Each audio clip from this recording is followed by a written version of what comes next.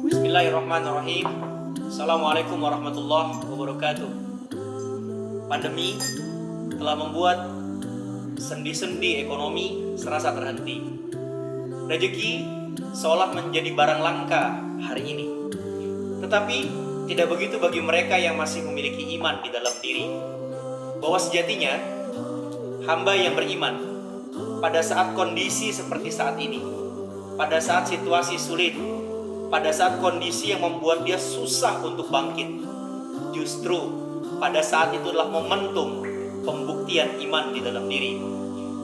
Konsep sederhana tentang iman di titik nadir, iman di puncak kesulitan, pada saat kondisi sulit, pada saat keadaan terjepit, pada saat situasi yang membuat susah untuk bangkit, pada saat itu justru momentum untuk membuktikan iman di dalam diri. Sebagaimana yang pernah terjadi pada zaman-zaman sebelumnya. Di zaman Nabi Allah Musa, ketika Nabi Allah Musa dikejar oleh bapak angkatnya Fir'aun, saudara-saudara Nabi Allah Musa, sahabat Nabi Allah Musa, kawan-kawan Nabi Allah Musa, kaumnya Nabi Allah Musa, pada saat mereka di hadapannya terbentang lautan luas. Pada saat itu pengikut Nabi Allah Musa, kaum Nabi Allah Musa, mereka berkata kepada Nabi Musa, "Ya Musa, tidak mungkin kita selamat ya Musa. Di depan ada lautan yang siap menenggelamkan kita. Di belakang ada tentara Fir'aun yang siap untuk membunuh kita. Tidak mungkin kita selamat ya Musa." Pada saat inilah, kondisi terjepit inilah, iman ini merupakan satu bentuk hal yang harus untuk mampu kita buktikan kepada Allah Subhanahu wa Ta'ala. Pada saat situasi terjepit seperti itu, Nabi Allah Musa berdiri di hadapan kaumnya. Kata Nabi Allah Musa, "Hatta amut kalla inna ma'i rabbi syayahdin." Sekali-kali aku yakin Allah tidak mungkin meninggalkanku. Allah pasti bersamaku dan Allah pasti akan memberikan petunjuk. Iman di titik nadir, pada saat kondisi terjepit, pada saat situasi itu serba sulit, nggak mungkin untuk selamat. Justru pada saat itu, iman itu dibuktikan oleh Nabi Allah Musa. Yang hasilnya apa?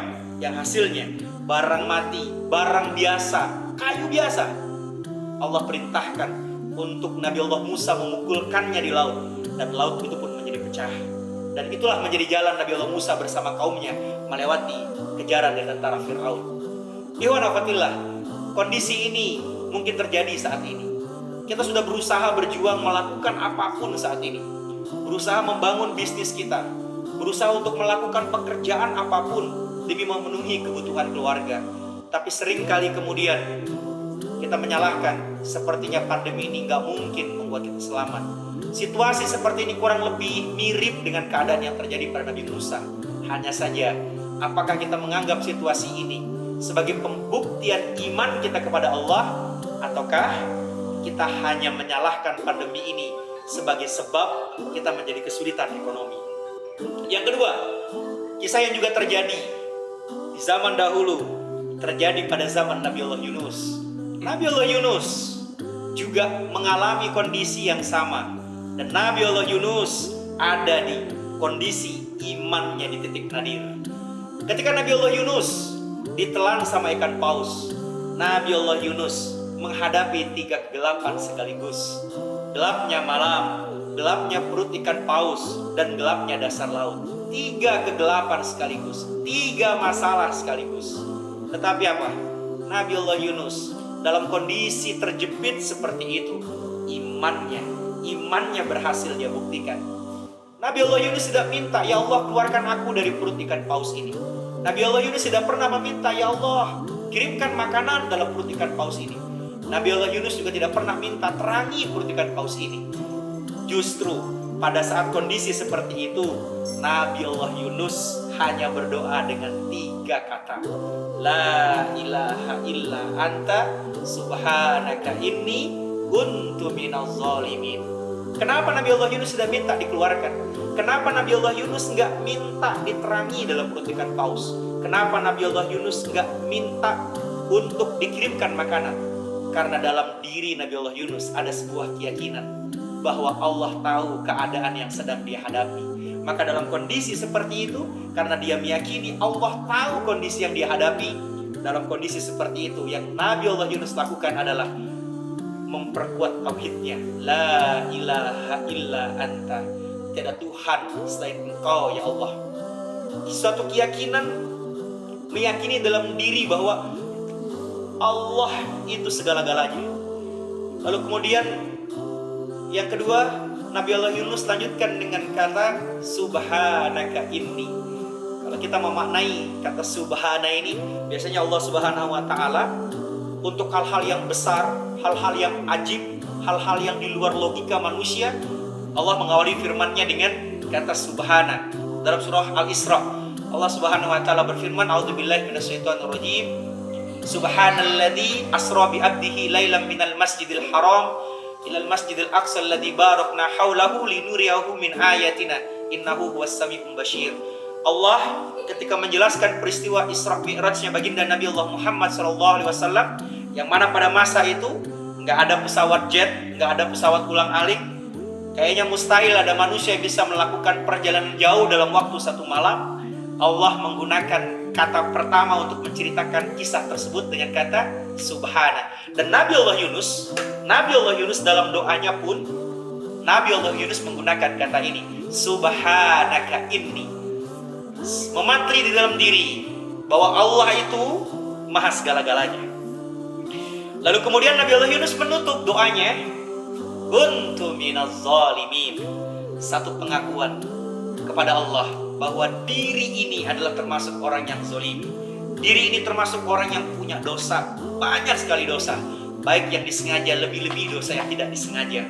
Maka ikhwan akhwat billah yang dimuliakan oleh Allah, dari dua kisah ini, kisah Nabi Allah Musa dan kisah Nabi Allah Yunus, kita melihat dua sosok iman di titik nadir.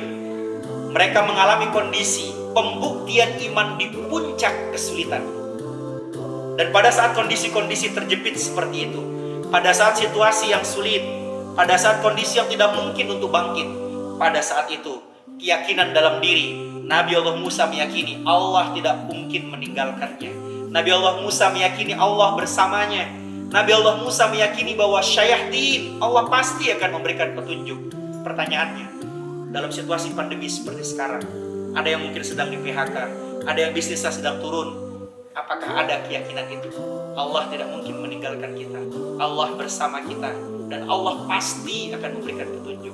Ataukah mungkin kita bisa seperti Nabi Allah Yunus, dalam situasi terjepit, dalam keadaan yang sulit, dalam keadaan yang seperti tidak ada yang bisa untuk menolong, tapi dalam kondisi seperti itu, hati ini tetap terpatri la ilaha illallah. Satu keyakinan bahwa dalam kondisi apapun, ketauhidan kita tidak akan pernah bergeser. Lalu kemudian kita memiliki juga satu keyakinan di dalam diri bahwa Allah itu maha segalanya. Allah itu mampu untuk melakukan apapun. Allah mampu merubah yang sulit untuk menjadi mudah. Allah mampu untuk merubah yang tidak mungkin menjadi mungkin. Allah mampu melakukan apapun karena Dialah Rabb yang menciptakan langit, bumi dan seisinya, termasuk diri kita.